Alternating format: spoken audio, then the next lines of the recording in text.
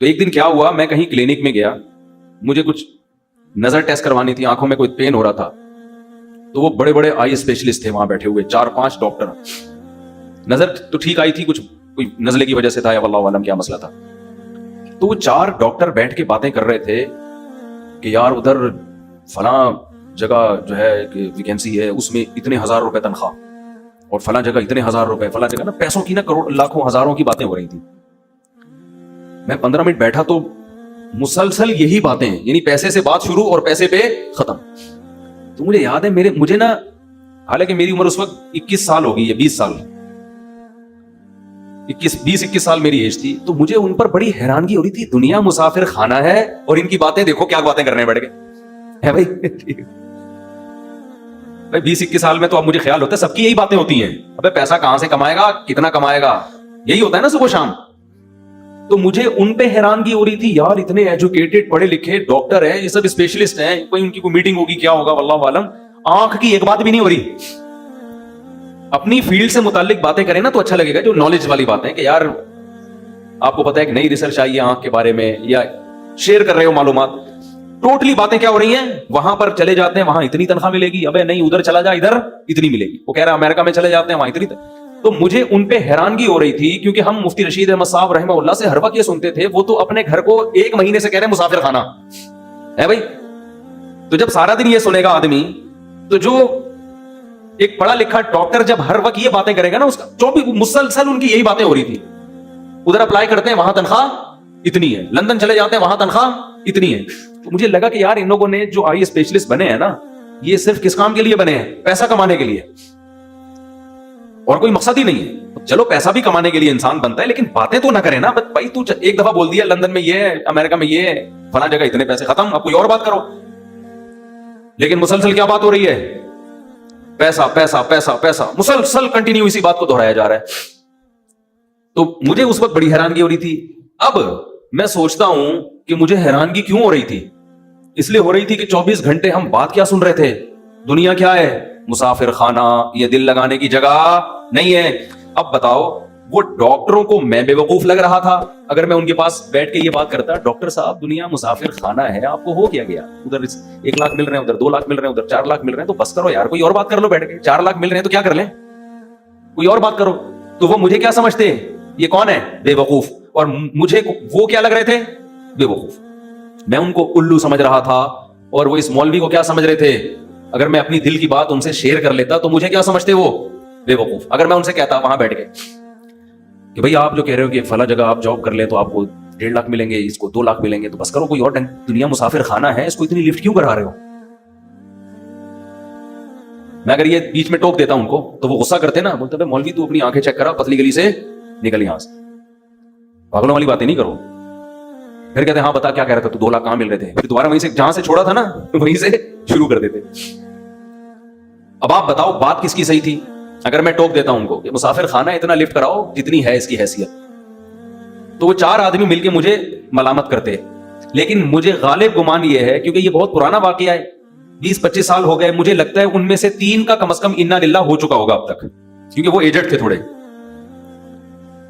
3 کا نہیں تو کم از کم 2 کا تو ہو ہی چکا ہوگا انا للہ. شتر مرغ کے بچے جب آپ پالتے ہیں نا تو 50% زندہ رہتے ہیں, 50% اس میں مر جاتے ہیں, ٹھیک ہے نا, جنرل نالج.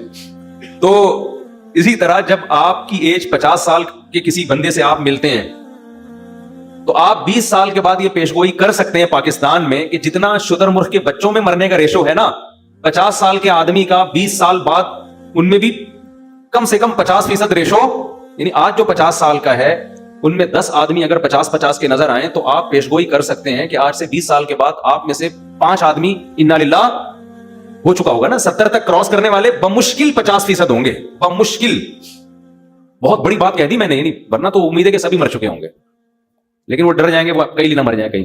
حقیقت ہے جو آج 50 سال کا ہے نا, اگر 10 آدمی آج 50 سال کے ہیں تو 20 سال کے بعد ان میں سے 5 کا انا للہ, کم سے کم 5 کا انا للہ ہو چکا ہوگا. بمشکل 5 بچیں گے جو اگلے سال پھر 1 آدھ سال کے بعد وہ بھی چلے جائیں گے دنیا سے, کیونکہ پاکستان میں زیادہ تر لوگ 70 سے پہلے مر جاتے ہیں. ان میں ڈاکٹر بھی ہیں, حکیم بھی ہیں, انجینئر بھی ہیں, سائنسدان بھی ہیں, سب 70 کو کراس کرنے والے لوگوں کا ریشو بہت کم ہے. اب آپ بتاؤ وہ جو باتیں کر رہے تھے 2 لاکھ 2 لاکھ 3 لاکھ, میں یہ جب یہ واقعہ آپ کے سامنے سنا رہا ہوں تو ان 4 میں 2 کیا ہو چکے ہیں؟ قبر میں لیٹے ہوئے. اب ان کو اللہ زندگی دے, آپس میں ذرا گپ شپ لگاؤ, وہ بات کریں یار ہم اس دن کہہ رہے تھے 2 لاکھ 3 لاکھ 4 لاکھ, ہم نے تھوڑی سی زندگی کے پیچھے کیا, ہمیں پتا ہوتا ہے اتنی جلدی قبر میں آنا ہے تو چلو 2 لاکھ والا بھی ٹھیک تھا, 4 لاکھ والا بھی ٹھیک تھا, روٹی تو سبھی کو مل گئی, کیا خیال ہے, کھانا سبھی کو مل گیا, 2 لاکھ والے کو بھی مل گیا, 4 لاکھ والے کو مل گیا, تو کیا اتنا بڑا مسئلہ نہیں تھا یہ جتنا بڑا ہم نے اس کو بنا لیا تھا. اور 2 لاکھ والا جب 4 لاکھ والا ہوتا ہے نا, اس کی تنخواہ جب ڈبل ہوتی ہے تو ایج اتنی ہو چکی ہوتی ہے کہ وہ 4 لاکھ سے وہ چیزیں خرید کے کھا ہی نہیں سکتا جو جوانی میں 50,000 سے کھا سکتا تھا. یعنی جب پیسہ آتا ہے نا, انسان کی ایج بھی اکثر بڑھ چکی ہوتی ہے, اس میں پیسہ آنے سے وہ مزے نہیں آتے جو کم عمری میں پیسے کے مزے ہیں. وجہ اس کی ہے کہ نہ پیٹ بھر کے کھا سکتا ہے, ساری جسم کی جو لذتیں ہیں وہ تو آپ کی باڈی سے ان کا تعلق ہے نا, جیسے جیسے ایج بڑھے گی تو دنیا کی لذتیں آٹومیٹیکلی کم ہونا شروع. تو یہ جو دنیا کی اللہ نے لذتیں رکھی ہیں یہ تو غریب آدمی کو بھی بھرپور طریقے سے ملتی ہیں, جو بیسک لذتیں ہیں جس میں انسان بہت لذت محسوس کرتا ہے, بھوک کے وقت کھانا یہ بہترین لذت ہے نا. تو شدید بھوک ایک دفعہ آپ کو لگ جائے, پھر آپ کی تنخواہ 5,000 ہو, 10,000 ہو, 15,000 ہو, شدید بھوک کے بعد آپ کو دال روٹی میں اللہ وہ لذت دے گا جو 18 لاکھ 20 لاکھ کمانے والا وہ مرغوں میں اور بریانی میں اس کو وہ لذت نہیں آئے گی, اس نے اتنی بھوک لگنے ہی دی اپنے آپ کو. تو یہ لذتیں تو شدید نیند جب آ رہی ہو تو فٹ پاتھ پہ سونے کا مزہ اور گدے پہ سونے کا مزہ برابر ہو جاتا ہے. تو اس لیے میں یہ عرض کر رہا ہوں, چونکہ ہم سارا دن لوگوں سے ملتے ہیں اور مختلف فیلڈ کے لوگوں سے, یونیورسٹیوں میں پروفیسروں سے, ہماری یونیورسٹی کے جو لوگ ہیں ان کو پروفیسر پڑھا رہے ہوتے ہیں, پروفیسر کوئی سائنٹسٹ ہوتا ہے وہ سائنس کی چیزیں پڑھا رہا ہوتا ہے, وہ اس کے ٹاپک میں قبر اور آخرت نہیں ہوتی. تو اس کا نتیجہ کیا نکلتا ہے, آہستہ آہستہ آہستہ جب ایک دن ایک بات سنے گا, 2 دن سنے گا, 3 دن, 10 سال, 15 سال, 20 سال, 30 سال ایک جیسے ٹاپک سن کے, اور جن کا سب کا تعلق دنیا سے ہے, تو دنیا ہی اس کے دماغ میں ٹھسے گی کہ نہیں ٹھسے گی. اس لیے پھر اس کو یہ باتیں کہ موت کے بعد حساب ہے, ہم آئے آخرت کے لیے, یہ باتیں عجیب سی لگتی ہیں اس کو. تو جو باتیں بار بار سنتا ہے نا اس سے متاثر ہوتا ہے. میں یہ بات بتا رہا تھا, وہ اکثر میں اس پہ ایک چٹکلا بھی سناتا ہوں. ایک گاؤں میں ایک بندہ تھا, اس کو کسی نے جا کے کہا کہ تو یہاں بیٹھ کے کیا کر رہا ہے, تجھے پتا نہیں ہے تیری بیوی بیوہ ہو گئی ہے, تو گھر جا. اس نے کہا کمبخت میں زندہ ہوں تو میری بیوی بیوہ کیسے ہو گئی, میری بیوی بیوہ کیسے ہو گئی. وہ چلا گیا بندہ. اتنے میں دوسرا بندہ آیا, کہنے لگا یار تو یہاں گاؤں میں بیٹھا ہوا کنواں کھود رہا ہے, نہر بنا رہا ہے, تجھے پتہ ہی نہیں کمبخت ادھر تیری بیوی کیا ہو گئی ہے, بیوہ. اس کو پھر غصہ آیا, تھوڑا کم غصہ آیا, پہلے تو بہت آیا تھا, تھوڑا کم آیا. یار میں جب زندہ ہوں تو میری بیوی بیوہ کیسے ہو گئی ہے بھائی. پھر تھوڑی دیر میں تیسرا آدمی آیا, ابے تو یہاں بڑے آرام سے خربوزے کھا رہا ہے بیٹھ کے, کمبخت تیرے گھر میں ماتم مچا ہوا ہے. کہہ رہے کیوں ماتم ہو گیا, کہہ رہے تیری بیوی بیوہ ہو گئی ہے. اب ہر تھوڑی دیر میں ایک بندہ آ کے نا, بحریہ ٹاؤن, ناظم آباد, پیسہ, 2 کروڑ تنخواہ, 1 کروڑ بزنس, سب کو پتا ہے کہ ابے ہم روزانہ جنازے پڑھ رہے ہیں, روزانہ لاشیں اٹھ رہی ہیں, قبرستان بڑی اسپیڈ کے ساتھ بڑھتے چلے جا رہے ہیں. کراچی کے قبرستانوں میں, اتنے بڑے بڑے قبرستانوں میں قبر میں بندہ رکھنے کی جگہ نہیں ہے. بحریہ ٹاؤن جتنی اسپیڈ سے آباد ہو رہا ہے نا, قبرستانوں کے آباد ہونے کا ریشو اس سے 10 گنا زیادہ ہے. یقین نہ آئے نا, آپ کیا کرو, ایک اپارٹمنٹ بناؤ جس میں 200 گھر ہوں, بناؤ آپ. کسی بلڈر سے, یہ پیسہ نہیں ہے بلڈر سے بول بنا بھائی, تو 200 گھر نہیں, 1000 گھروں کی جگہ اس کے اندر, 1000 گھروں, 1000 فلیٹ ہوں, اور اس میں بولو کہ لوگ کتنے عرصے میں آباد ہوتے ہیں. ان 1000 فلیٹوں کے آباد ہونے میں ٹھیک ٹھاک ٹائم لگے گا ان میں پبلک. لیکن ایک جگہ خریدو, اس میں 10,000 قبروں کی جگہ بناؤ آپ, تھک کر کے سارے قبریں بھر جائیں گی اس میں. سمجھ میں نہیں آ رہی میرا خیال ہے بات, ساری قبریں اس میں ٹھا کر کے بھریں گی, فوراً قبرستان چھوٹا پڑ جائے گا. لیکن شیطان نے ایسی پٹی پڑھائی ہوئی ہے, شیطان کہہ رہے ہیں یہ جو قبرستان میں لوگ جا رہے ہیں نا, ٹھا ٹھا کر کے ساری قبریں بھر رہی ہیں, پھر ایک قبر میں دوسرا مردہ, پھر تیسرا مردہ, اس کی ہڈیاں سائڈ پہ لگا کے کہیں دفنا دیتا ہے گورکن. تو یہ لوگوں کی قبریں بن رہی ہیں. میرا شمار بحریہ ٹاؤن کے فلیٹوں میں ہوگا, میرا شمار قبرستان کی قبر میں میری بکنگ بولو نہیں ہے. میری بکنگ کا قبر سے کیا تعلق یار, میں نے پیسے بحریہ ٹاؤن کے دیے ہیں, میں نے پیسے فلیٹ کی بکنگ کے دیے ہیں, میں نے قبر کی بکنگ تھوڑی کرائی ہے. تو میں جاؤں گا کہاں, جہاں کی بکنگ کرائی ہے. بکنگ میں نے ناظم آباد کی کرائی ہے, ٹھیک ہے نا. تو جس کی بکنگ کرا رہا ہے, جس پہ پیسے خرچ کر رہا ہے, جس کی باتیں کر رہا ہے, دماغ میں وہی خناس بھر گیا اس کے. یہ نہیں پتا کہ وہاں کا فلیٹ تجھے کمبخت ملے نہ ملے تو ادھر لازمی قبریں تو بھریں گی، زیادہ اسپیڈ سے بھریں گی. تو اب سارا دن یہ باتیں سن سن کے کر کے کھوپڑی کیا ہو گئی ہے انسانوں کی، خراب ہو گئی ہے. اللہ الحم سے لے کے والناس تک ایک ہی بات کرتا ہے. صرف ایک اللہ ہی ہے جو آخرت کی باتیں کرتا ہے، کیونکہ اس کو پتا ہے کہ ایک سور پھونکا جائے گا، سب برباد. ایک قیامت تو تم پہ اس وقت آتی ہے جب تم مرتے ہو، اور ایک قیامت اس کائنات پہ آئے گی جب یہ پوری کائنات کو میں تباہ و برباد کر دوں گا.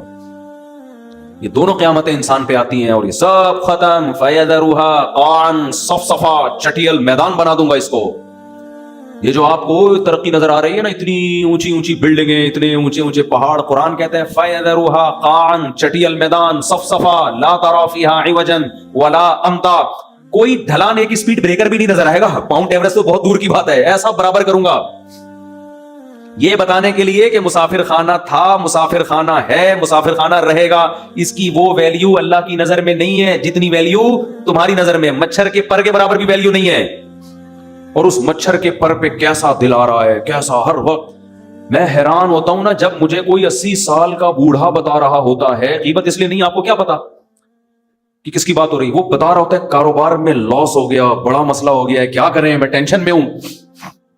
مجھے خیال ہوتا ہے میں ان سے بولے آپ کے کاروبار میں فائدہ بھی ہونے سے آپ کو کیا ملے گا، لاس ہونے سے آپ کو کیا ملے گا. حضرت غریبی کے ان ایام کو غنیمت سمجھیں. غریبی کے ان ایام کو کیا کرنا ہے، کاروبار میں آپ کو آپ کے مطلب کی روٹی ملتی رہے گی.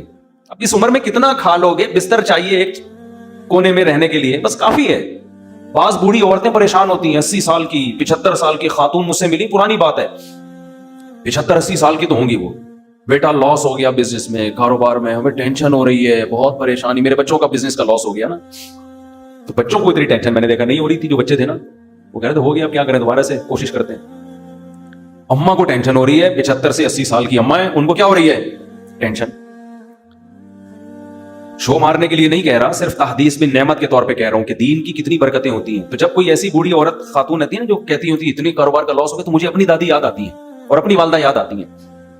یار ہماری والدہ کبھی بڑھاپا ہم نے دیکھا ہے، ہم نے کبھی نہ ان کو پیسوں کی اس طرح باتیں کرتے ہوئے دیکھا. اپنی دادی کو تو سوالی، ان کی عمر تو 80 سال تھی، انہیں تو اس سے کوئی غرض ہی نہیں تھا کہ میرے بیٹوں میں کس کی کتنی تنخواہ ہے بھائی، کون کتنا کما رہا ہے. ان کو تو اپنا ایک مسلح بچھا ہوا تھا، ایک تخت تھا ہماری دادی کا نا، ایک تخت تھا، اس کے اوپر کئی تہیں بچھی ہوئی تھی، ہر تہ کے نیچے کچھ رکھا ہوا ہوتا تھا پرانا، جو جہیز میں ان کو کسی زمانے میں ملا تھا. پرانی باقیات، وہ جو ایک تخت تھا نا ہماری دادی کا، اس میں ایک پاندان تھا جو جہیز میں ان کو ملا تھا قبل مسیح پاندان. وہ پاندان کھلتا تھا، اس میں ایک چھوٹا سا کتھا چونا اور پان وہ بنا کے تھوڑی دیر کے بعد وہ ایک میں تمباکو. ان کو اس کی فکر تھی بھائی یہ چونا پورا ہے کہ نہیں ہے، کتھا ختم تو نہیں ہو گیا، بھاڑ میں جائے، اس کی کتنی تنخواہ، اس کا کیا بزنس، پوچھتی بھی نہیں تھی، ان کو دلچسپی نہیں تھی. وجہ کیا ہے، دنیا جو زندگی انہوں نے گزاری وہ دولت کی باتوں میں نہیں، ہر وقت ہاتھ میں تسبیح، شوال کے 6 روزے، ایام 20 کے روزے، نفلی روزے، تلاوت قرآن. تو کیا پرواہ کہ کون کتنا کما رہا ہے. ان کو یہ تھا کہ بھائی میرے بچے جتنا بھی کما رہے ہیں پوتے، میرے خرچے الحمدللہ وہ پورے کر رہے ہیں، تو میرا کیا خرچہ ہے بھائی، مجھے ایک جگہ چاہیے، ٹھکانہ چاہیے، مجھے یہ کمرہ ملا ہوا ہے، یہ تخت ملا ہوا ہے، یہ مصلی ہے، یہ اللہ اور یہ میں، ٹھیک ہے نا. صبح مجھے ناشتہ مل جاتا ہے، بچے ناشتہ، بہویں ناشتہ بنا کے دے دیتی ہے، دوپہر مجھے ٹائم پہ کھانا مل جاتا ہے، تو بس تھوڑی دیر آرام کی. اور ایک ڈرامہ دیکھنے کا اللہ معاف فرمائے، ان کو بہت شوق تھا. ہم دادی سے کہتے تھے اتنے اچھے اعمال ہیں، اس میں سے ڈرامہ تو نکالو. وہ پڑوسیوں کے یہاں جاتی تھی پرانے زمانے کے ڈرامے دیکھنے کے لیے، بس یہ انٹرٹینمنٹ کی ایک چیز تھی ان کے پاس، ٹھیک ہے نا، اللہ مغفرت فرمائے. دیکھنا نہیں چاہیے تھا لیکن یہ تھا. اور دوپٹہ اوڑھ کے پورا اس قمیض سے جا کے نا تسبیح ہاتھ میں لے کے ڈرامہ دیکھ رہی ہوتی. اس زمانے کے ڈرامے بھی ایسے بےہودہ نہیں تھے جیسے آج آ رہے ہیں، اور ڈرامے کو فل انجوائے کرتی تھی وہ. ایسا لگتا تھا کہ یہ ٹی وی کے اندر حقیقت میں لے جا کے ان کو بٹھا دیا ہے. جیسے کسی نے ڈرامے میں بیوی کو تھپڑ مار دیا، ہائے بیچاری کو اتنی زور سے تھپڑ مار دیا، ہائے، رو رہی ہوتی تھی، آنسو ٹپک رہے ہوتے تھے. ہم کہتے تھے یہ سچی مچی میں نہیں ہو رہا. سادہ لوگ تھے نا، سیدھے لوگ تھے. ہم کہتے ہیں یہ اوریجنل میں نہیں ہے، اتنا کیوں جذباتی ہو رہی ہو آپ. تو ہمارے ابا نے تو گھر میں ٹی وی رکھا ہی نہیں نا، تو وہ پڑوس میں جا کے دیکھتی تھی. تو وہ بس ڈرامہ دیکھا اور تسبیح اللہ صلی اللہ علیہ وسلم بھی چل رہا ہے، وہ اپنی تسبیحات کا معمول بھی، بس یہ ایک چیز. تو نہ تو دنیا سے محبت نہیں تھی. بتانا میں یہ چاہ رہا ہوں، پیسوں سے محبت نہیں. بیٹا کما رہا ہے نہیں کما رہا، چھوڑو بھائی، ہم نے زندگی گزار لی، اللہ اللہ کرو، بس ہمارے بیسک خرچے پورے ہو رہے ہیں، بس اس میں خوش تھی. ہماری والدہ کا بھی ایسا ہی تھا. हमारी वालदा का तो अल्लाह माफ फरमाए ऐसा था कि कर्जे ले लेके दूसरों पे खर्च करो। हम उसमें टेंशन में आए हुए थे कि भाई अपने पैसों से आदमी सखावत करता हुआ अच्छा लगता है, जब अपने खत्म हो जाए तो इधर उधर से कर्जे लेके उसको खिला दो उसको खिला दो। नाना का भी हमारे यही हिसाब किताब था। ये तो खैर इसराफ में आता है ना, जमा करने का नहीं था पहले लोगों में। असल में ये बताना चाह रहा हूं, आज जो लेडीज की जो किस्म मार्केट में आ रही है, मर्दों की जो किस्म मार्केट में आ रही है, उनको अल्लाह रसूल में लज्जत है ही नहीं। नमाज में, रोजे में, तस्बीह में, तिलावत में दिलचस्पी खत्म। पैसा पैसा पैसा, कामयाब हुआ जो पैसा कमा रहा है। हमारे हजरत जब पैसे का तस्करा करते थे ना, एक शख्स आया हजरत को बहुत पैसा पैसा करते थे, फरमाया इसके दिल में दौलत की मोहब्बत के गटर उबल रहे हैं। इतनी तौहीन से हजरत बताया, मुसाफिर खाना है, वो बहुत ज्यादा पैसा पैसा हर वक्त ना हवस में रहता था। तो फरमाया इसके दिल में, उसी के सामने है कि तुम्हारे दिल में गटर, एक तो होता है ना अल्लाह की मोहब्बत के चश्मे फूट रहे हैं, ये होता है ना, जैसे हम ताबीर करते हैं यार ये इसके दिल में अल्लाह की इतनी मोहब्बत के चश्मे। अब दौलत की मोहब्बत को क्या ताबीर करेंगे, ये थोड़ी कहेंगे इसके दिल में दौलत की मोहब्बत के चश्मे फूट रहे हैं। चश्मे नहीं, हजरत कहते थे इसके दिल में पैसे की मोहब्बत के गटर उबल रहे हैं, यानी बदबू आ रही है हमें इस आदमी से, स्मेल आ रही है।